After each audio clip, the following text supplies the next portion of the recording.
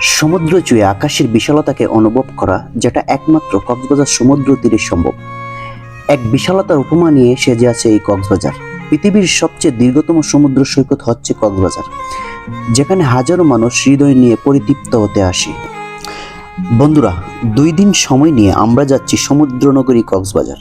ঘুরে দেখব কক্সবাজার সমুদ্র সৈকত, মেরিন ড্রাইভ, ইমসুরি পাহাড়, ইমসুরি ঝর্ণা। সাথে থাকবে 2 দিনের সম্পূর্ণ একটি ট্যুর গাইডলাইন। চলুন ঘুরে আসি সমুদ্রনগরী কক্সবাজার।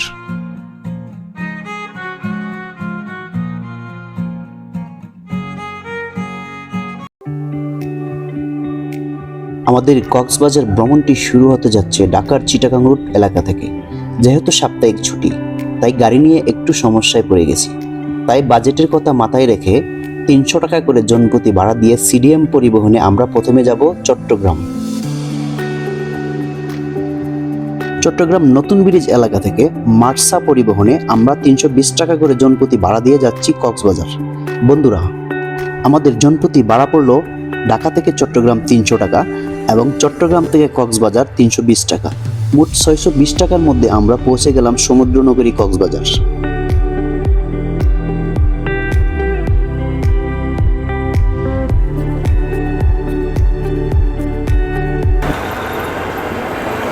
শুভ সকাল, কক্সবাজার থেকে সবাইকে স্বাগতম। সকাল প্রায় 8 ঘন্টা জার্নি করে আমরা এখন বিশ্বের দীর্ঘতম সমুদ্র সৈকত কক্সবাজারে। সারা রাত জার্নি করে আসা আমাদের অনেকটা ক্লান্ত। এখন আমরা হোটেলে গিয়ে চেক ইনটা করবো আগে, তারপরে আপনাদের নিয়ে আবার সমুদ্রে যাব।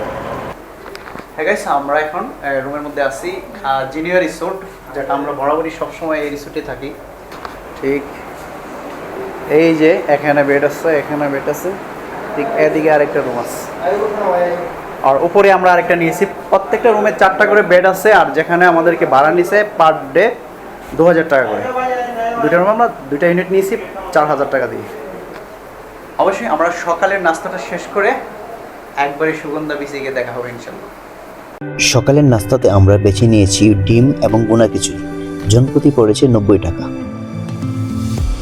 অনেকক্ষণ বৃষ্টি ছিল, বৃষ্টির শেষ পর্যায়ে তারপর আমরা ভিজে ভিজে চলে আসছি পৃথিবীর দীর্ঘতম সমুদ্র সৈকত কক্সবাজারে। আমাদের এবারে টিম সাইজ 15 জন, আর 15 জনকে নিয়ে আসছি আমরা। সমুদ্রে আসলে বিপদ সংকেত চলতেছে, 3 নম্বর বিপদ সংকেত। পর্যটকের সংখ্যা অনেকটা কম আগের তুলনায়। তারপর আসলে বিচে হাঁটাটা খুব ভালো লাগতেছে, কারণ খুবই শান্তশিষ্ট, লোকজন একদম কম। সামনে কলাতলী সমুদ্র সৈকত, এই সামনে এখন পর্যন্ত চলে আসছি। আর সুগন্ধাকে আমরা অনেকটা পিছে রেখে আসছি। এই যে সামনে সুগন্ধা। দুঃখের বিষয় হলো ডিজিআই আমাকে অনুমোদন দিচ্ছে না ড্রোন ফ্লাই করার জন্য। তার কারণ এখানে আশেপাশে এয়ারপোর্ট আছে, এই জন্য সামনে এয়ারপোর্ট, এই জন্য দিচ্ছে না। ঠিক এই যে ড্রোন শট এখানে নিতে পারতেছি না, কিছু করার নাই। ডিজিআই যাতে অনুমোদন দেয় না, এখানে এয়ারপোর্ট আছে এই জন্য। কক্সবাজার নামটি এসেছে ক্যাপ্টেন হিরাম কক্স নামে ব্রিটিশ ইস্ট ইন্ডিয়া কোম্পানির এক অফিসারের নাম থেকে। কক্সবাজারের আগের নাম ছিল পালঙ্কি। ব্রিটিশ ইস্ট ইন্ডিয়া কোম্পানি অধ্যাদেশ 1773 জারি হওয়ার পর ওয়ার্ন হোস্টিং বাংলার গভর্নর হিসাবে নিয়োগপ্রাপ্ত হন। তখন হিরাম কক্স পালঙ্কির মহাপরিচালক নিযুক্ত হন। ক্যাপ্টেন কক্স আরাকান শরণার্থী এবং রাখাইন সম্প্রদায়ের মধ্যে 1000 বছরের পুরনো সংঘাত নিরসনের চেষ্টা করেন এবং শরণার্থীদের পুনর্বাসন অগ্রগতি সাধন করেন। কিন্তু কাজ পুরোপুরি শেষ হওয়ার আগেই 1799 সালে উনি মারা যান। তার পুনর্বাসন অবদানকে স্মরণীয় করে রাখতে একটি বাজার প্রতিষ্ঠা করা হয়। এর নাম দেওয়া হয় কক্স সাহেবের বাজার। সেখান থেকে ধীরে ধীরে আজকের এই কক্সবাজার। শুভ সকাল, কক্সবাজার কলাতলী সমুদ্র সৈকত থেকে সবাইকে স্বাগতম।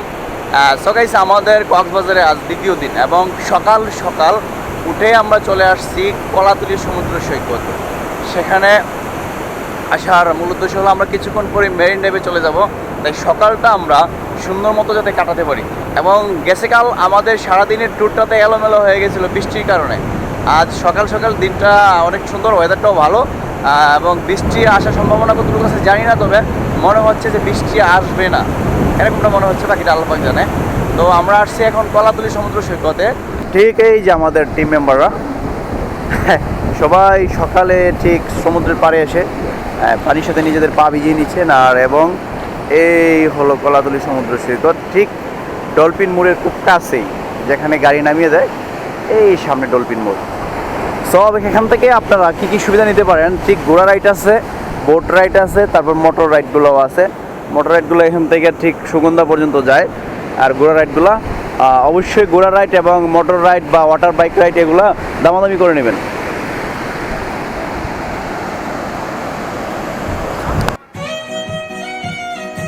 কলাতলী সমুদ্র সৈকত একটা সুবিধা আছে, যদি লোক বেশি থাকেন এবং হাতে যদি থাকে একটা ফুটবল, তাহলে নেমে যেতে পারেন খেলার জন্য। আমরা টিম করে সকাল সকাল নেমে গেলাম ফুটবল খেলতে। মনে রাখবেন, ফুটবল খেলার ইচ্ছে যদি থাকে সকাল সকাল চলে আসবেন কলাতলী সমুদ্র সৈকত।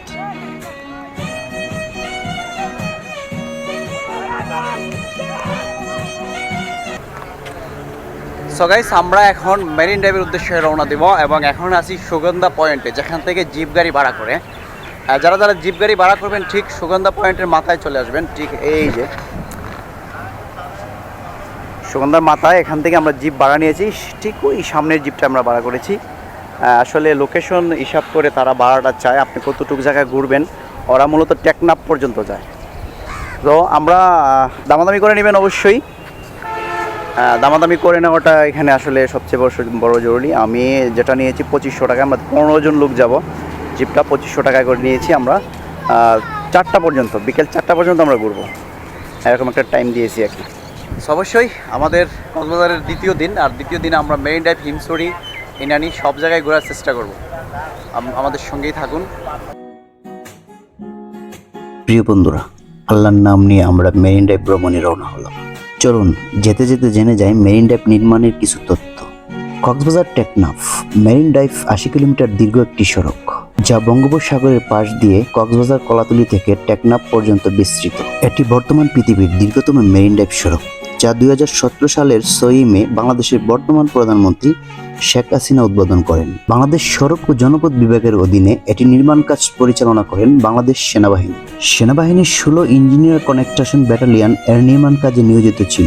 3টি ধাপে মেরিন ড্রাইভ সড়কটি নির্মাণ করা হয়েছে। প্রথম ধাপে কক্সবাজার শহরের কলাতলী থেকে ইনানি পর্যন্ত 24 কিলোমিটার, দ্বিতীয় ধাপে শিলকালী থেকে টেকনাফ সদর পর্যন্ত 24 কিলোমিটার এবং শেষ ধাপে শিলকালী থেকে টেকনাফের সাবরাং পর্যন্ত 32 কিলোমিটার সড়ক তৈরি করা হয়।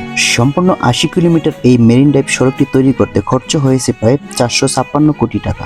এর নির্মাণ কাজ 2018 সালে শেষ হওয়ার কথা থাকলেও 1 বছর আগেই তা শেষ হয়ে যায়। এটি নির্মাণ কাজ চলাকালীন সময় 2010 সালের 14 জুন পাহাড় ধসে নির্মাণ কাজে নিয়োজিত 6 সেনা সদস্যের মৃত্যু হয়।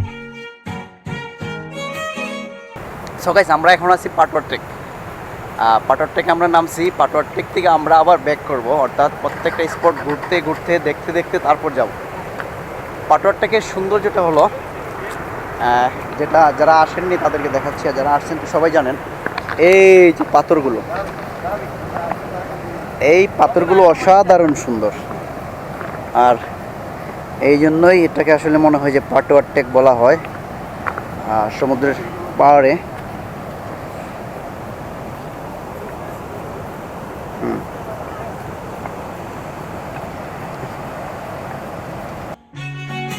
প্রিয় বন্ধুরা, আমরা পাটোয়ার ট্রেক ঘোরা শেষ করে সামনে না গিয়ে কক্সবাজারের দিকে আবার রওনা হলাম।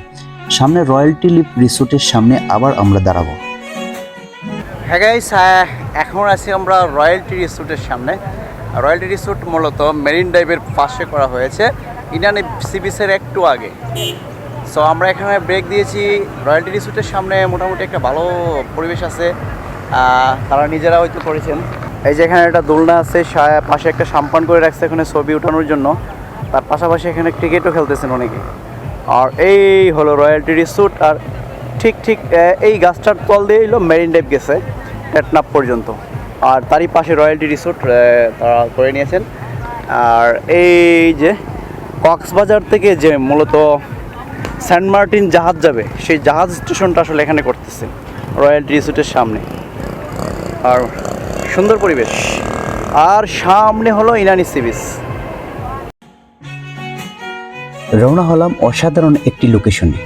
হ্যাঁ বন্ধুরা, যাচ্ছি হিমছড়ি পাহাড়ে, যেখান থেকে সমুদ্রের সৌন্দর্য এবং সূর্যাস্ত দেখা যায়। চলুন হিমছড়ি পাহাড়ে যাই।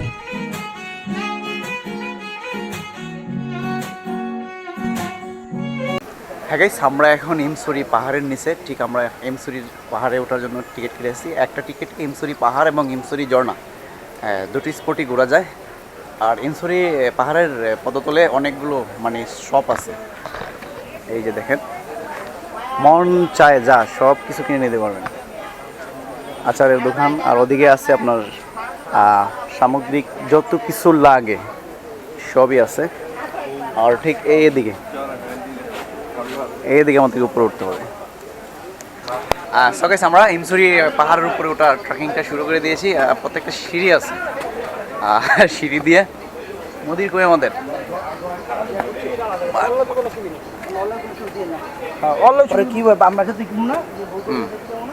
300 ফিট, বেশি একটা না। হ্যাঁ, দ্বিতীয় সিঁড়ি, প্রথম সিঁড়ি শেষ করে দ্বিতীয় সিঁড়ি। আর ইমসুরি পাহাড়ে ওঠার সিঁড়িগুলো মানে খাড়া খাড়া, এই জন্য তো পায়ে ধরে কিন্তু উঠতে সহজই মনে হচ্ছে। এর আগে অনেকবার উঠেছি, আমার এটা দ্বিতীয়বার। হ্যাঁ, আর একটু বাকি আছে ইমসুরি পাহাড়ের সর্বোচ্চ চূড়ায় উঠতে।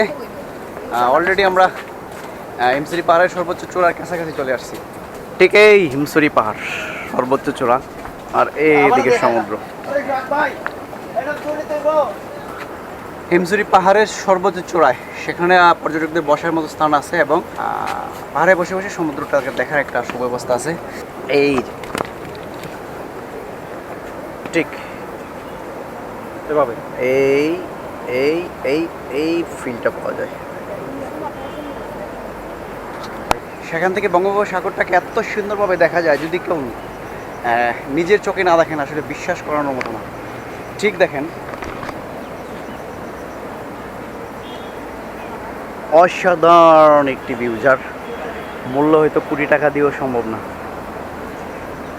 অসাধারণ একটি ভিউ, সমুদ্র উত্তাল ঢেউ ঠিক পাহাড়ের উপরে দাঁড়িয়ে পাহাড় এবং সমুদ্রকে একসাথে উপভোগ করা যায় হিমসুরি পাহাড়ে। সন্ধ্যার দিকে আসলে আরও ভালো লাগে। সন্ধ্যার দিকে আসলে সূর্যাস্তটা এখান থেকে দাঁড়িয়ে দাঁড়িয়ে দেখা যায় আর কি। অনেকেই সন্ধ্যার দিকে পর্যটকরা আসেন বেশি, তো আমরা একটু আগেই চলে আসছি।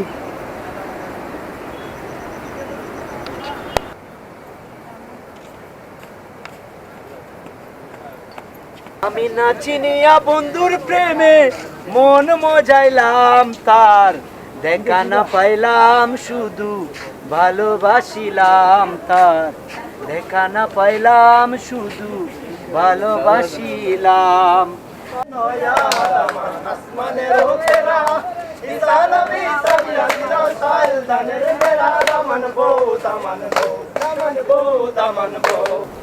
সো গাইস, আমরা ইমসুরি পাহাড় থেকে ইমসুরি ঝর্ণার দিকে যাচ্ছি। ইমসুরি ঝর্ণা মূলত ইমসুরি পাহাড়ের ঠিক নিচে, নামার শেষেই ইমসুরি ঝর্ণা।